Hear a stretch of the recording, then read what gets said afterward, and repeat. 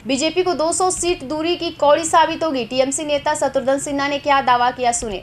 गुजर रहे तो फिर शाम दाम दंड भेद भय करके का रूप दिखाते हुए लोगों को अपनी तरफ खींच रहे हैं, जबरदस्ती खींच रहे हैं, डरा रहे हैं, सरकारी एजेंसीज का डर दिखा के करप्शन में फंसा दिया जाएगा, ऐसा बोल के कुछ लोग आते हैं सामने और उसको फिर उठाते हैं। और जब वो आप भारतीय जनता पार्टी में और एनडीए में शामिल हो जाते हैं तो उनके वॉशिंग मशीन से निकल के एकदम चमक जाते हैं, सारी कहानी खत्म हो, सारे दाग धुल जाते हैं।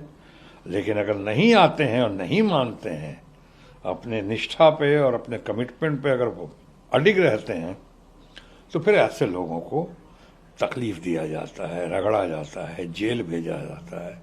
ये तो अच्छी बात नहीं है।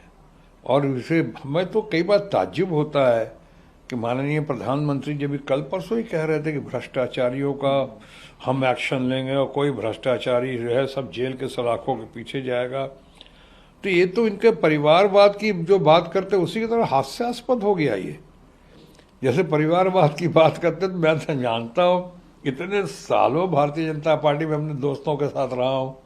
मेरे लिए तो इस पार्टी में, भारतीय जनता पार्टी में मेरी अपब्रिंगिंग हुई है। मैं तो पैदा हुआ और बड़ा हुआ राजनीतिक दृष्टिकोण से।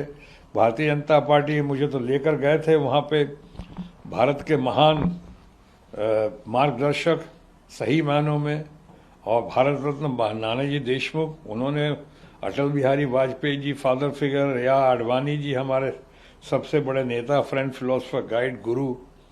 आज भारत रत्न भी हालांकि बहुत देर से दिया गया है, और जिन कारणों से दिया गया है और कब दिया गया और कैसे दिया गया, कमेटी ने दिया कि माननीय प्रधानमंत्री ने खुद दिया है कि वोट बैंक के पॉलिटिक्स के तहत किया गया है, कि कुछ मुद्दों से ध्यान भटकाने के लिए दिया गया है या किया गया है। मैं इस पर अभी इस वक्त ज़्यादा नहीं बोलूँगा कि मामला आडवाणी जी का है। आदमी तो बहुत सही है, उनको तो बहुत पहले मिलना चाहिए था।